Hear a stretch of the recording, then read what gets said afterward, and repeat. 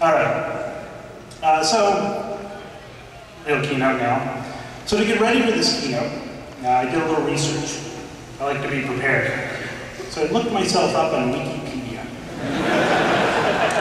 And according to Wikipedia, I am the co-creator and designer of Maniac Mansion, the creator and designer of Monkey Island,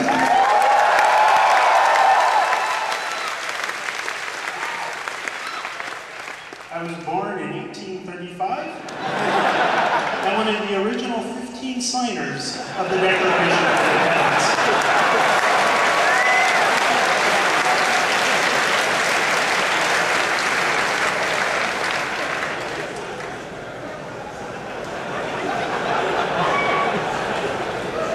Now, before I go any further, there's one thing I do want to mention. All the pictures that you're going to be seeing, I stole them off the internet. You're now all accessories to my car. But in all seriousness, my name is Gilbert, and I make and design games for a living. I have the job our parents say does not exist when they are telling us to stop messing around with the computer, or telling us to stop playing video games, or telling us to take the damn screwdriver out of the cat. Telling us our lives are never going to amount to anything if we keep that up. Well, I kept that up. I've been making games professionally since 1984. Today, the games industry does about $11 billion in business every year. But when I started, it was not uncommon to buy computer games in Ziploc bags. I remember the Atari 2600, the and the Magnavox Odyssey. I vividly remember the Commodore PET, the Commodore VIC-20, the Commodore 64, the Commodore 128, and the Commodore Amiga. I remember the Atari 400, the Atari 800, and most impressively of all, the Atari ST. I've seen the transition from 5-inch floppy disks capable of holding 160K to 5-inch floppy disks capable of holding 360K to the astounding 3.5-inch floppy disk capable of holding 1.4 megabytes. I remember when multimedia was a hot and hip buzzword. I remember when pixels were the size of your head. I remember when 16 colors were more than enough. And I remember when 256 colors was not nearly enough. Now, I mention this not to try to establish myself as the alpha nerd among you, but to show you how far we've come and how quickly the art and technology of games has changed and will continue to change. Now, it is a great honor for me to be speaking at PAX, because you are a group of people like no other in your love of games and what they are and what they mean, but more importantly, what they can be.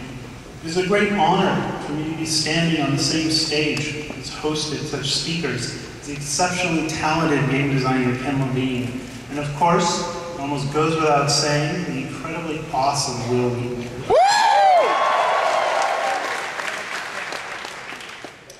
I have an immense amount of respect and admiration for Will Wheaton, and in a lot of ways, Will is my personal hero.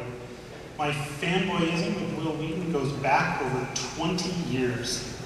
Now, back in those days, we didn't have the internet, as you know today. We saw internet porn, don't get me wrong. Well, we had ASCII porn.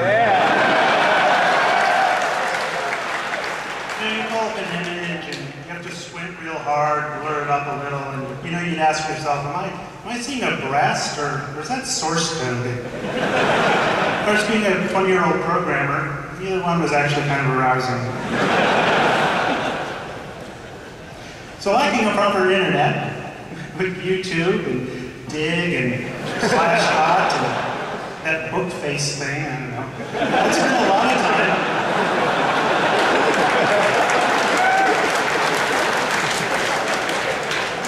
I spent a lot of time reading Usenet newsgroups, being a card-carrying member of the Nerd Patrol, I was completely into Star Trek, very specifically, Star Trek: The Next Generation.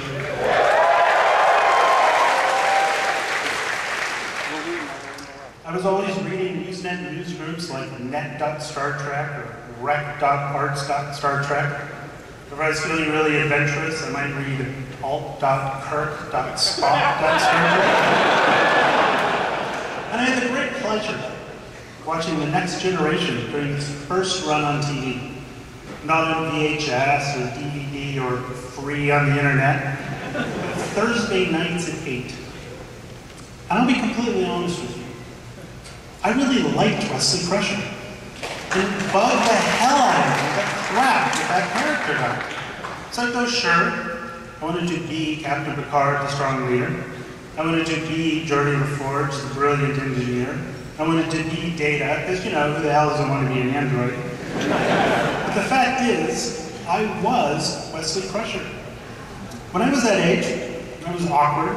I talked when the adults were talking. I flaunted authority. And I don't like to talk about it, but according to Wikipedia, I did save the universe a few times. Now, when I was growing up, my father and I, we didn't talk about baseball or sports or how to work on a car. My father and I, we talked about black holes and quasars and hypercubes. You see, my father had a PhD in physics. He was an astrophysicist. Being a nerd is in my genes. Now, back when I was around 13,